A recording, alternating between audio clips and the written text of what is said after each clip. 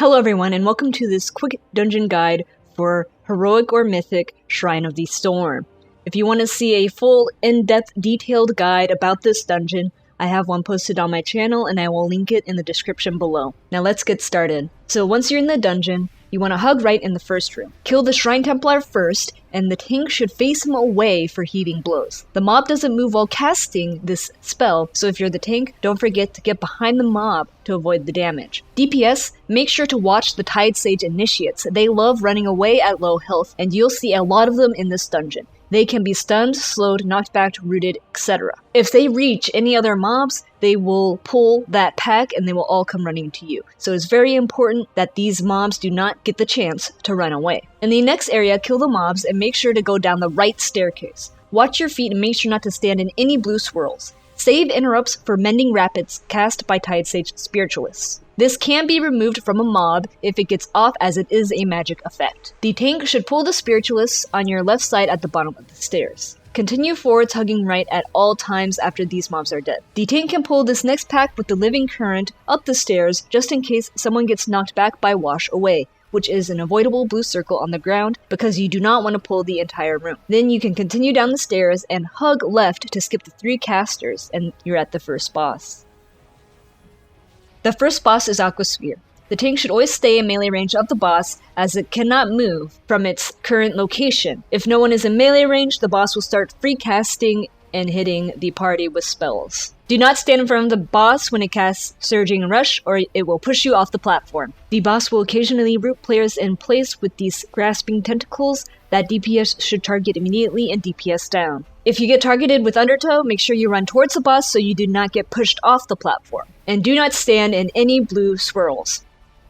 The healer should make sure to always dispel the Choking Brine debuff.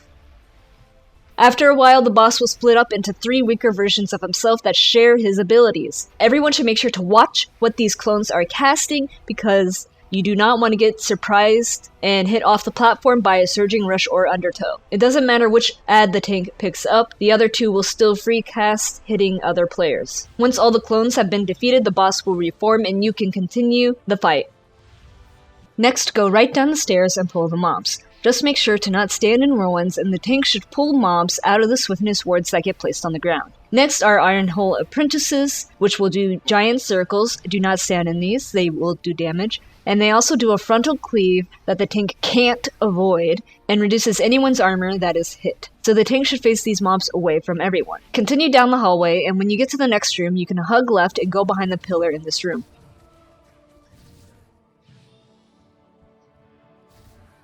The tank can use it to line aside the pack to the group. Make sure to pull mobs out of the green circles on the ground if you're the tank, and the healer should watch out for the Carved Flesh cast. It will do massive ticking damage to a random player, so you must focus heal them. Everyone else, if you get targeted by Carved Flesh, you may need to use a defensive to help out the healer because of the heavy shadow damage it deals.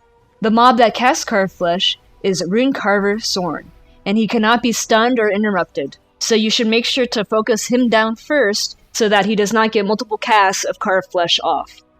On the bridge, the tank should make sure to taunt the patrol pack to the bridge in order to avoid pulling any other packs.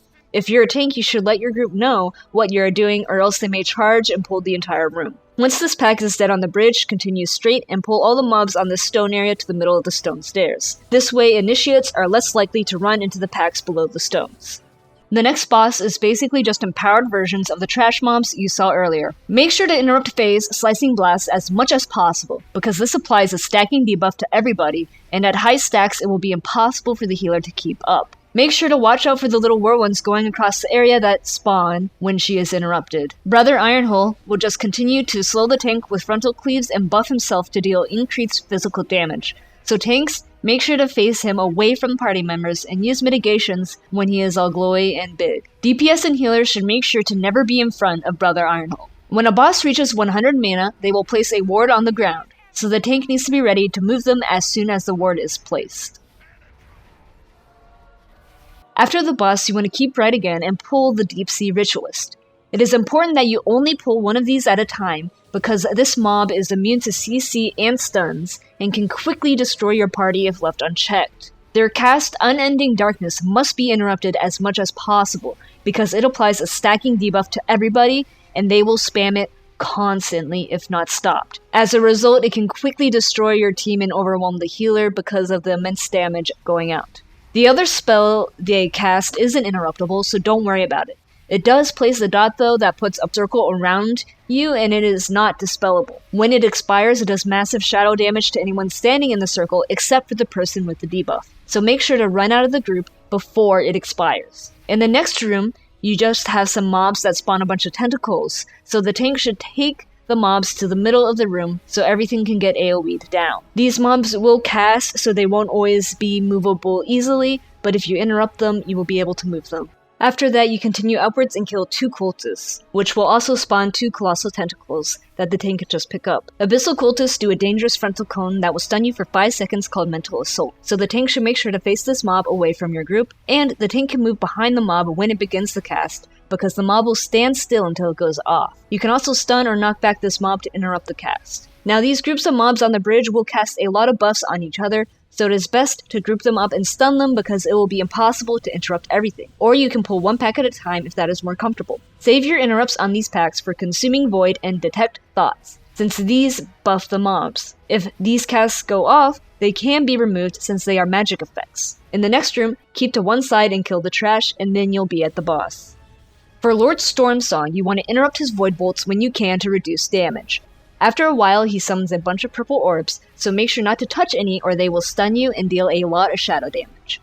The orbs will fixate on random players, so you have to keep moving. The boss will then choose to put an octopus on a random player's head that is not the tank. This will silence the player and begin a long cast that will mind control the player if it gets off. When this happens, the player with the octopus should run through all the purple orbs as fast as possible, since the player will not be stunned and takes decreased damage from the orbs. However, the damage from the orbs is not enough to break the octopus's control on the player, so the DPS will have to switch to that octopus to get it off. Now, the trick here is to not DPS it until after that player has popped all the purple orbs, because you will be overwhelmed by orbs if you do not clear them out every opportunity you get. The tank can help DPS the octopus if they want to, but it is not needed. Now, if the player happens to get mind controlled, try to CC them, but this will most likely result in a wipe if they get mind controlled, because they will have increased health and spam cast heavy AoE spells that can be interrupted, by the way. The healer should make sure to dispel Mind Rend because it reduces the player's movement speed and inflicts shadow damage over time. Once he is dead, you just move forward into the pool you see in front of you. While you are swimming through this tunnel, make sure to avoid the jellyfish or they will stun you and you could drown. At the end of the tunnel, you'll see a bunch of eels. These eels do a stacking debuff with their melee attacks, so tanks be ready for heavy damage when you get high stacks. If possible, stun the eels so they don't give the tank 30 stacks and kill them. The healer should make sure to focus heal the tank if they happen to get high stacks of the debuff. These eels can go up onto land, but usually the tank should just bring them to the surface because moving them will just give the eels more time to apply their debuff. Now for the last trash pack. The Sunken Denizen can hit hard, so the tank and healer should be ready for that damage. As for the Forgotten Denizens, these must be focused first, so mark one to kill first and the other second. Make sure to interrupt the Consume Essence cast or else it will do damage to everyone and heal the mob to full. But make sure to interrupt near the end of the cast, as it is a really long cast, and if you interrupt it at the start, it will just resume a new cast. These mobs will spawn during the boss fight, so you know what to expect. And finally, for the last boss, Volzant. The tank should make sure to bring the boss to the edges of the room because it will drop big shadow circles that silence and do damage to anyone inside. These circles will remain for the rest of the fight. The tank should try to overlap the circles as much as possible. Tentacles continuously spawn throughout the fight and will slam the ground. The area they are slamming will be marked with this purple particle effect, so watch out for it. When the boss reaches 100 energy, he separates the DPS into one realm and the tank and healer into another. All you have to do is kill the adds before you drown in your realm. They work exactly the same as what we saw before. The DPS ad will need to be interrupted, but again, save your interrupt for the end of the cast as it is really long and the ad will just keep spam casting it. Whoever kills their ad first will then transition into the other player's realm and their breath bar will be reset. Once back in the real world, interrupt the boss and the tank should then take the boss towards the middle of the platform and make sure to overlap him with other circles. This is because he'll spawn ads around the edges of the room that will quickly move towards the boss, and the DPS must slow them down and kill them before they reach the boss. And that is Shrine of the Storm on Heroic or Mythic difficulty. I hope this video has helped you out, and thank you very much for watching. As always, goodbye for now, and I'll see you next time.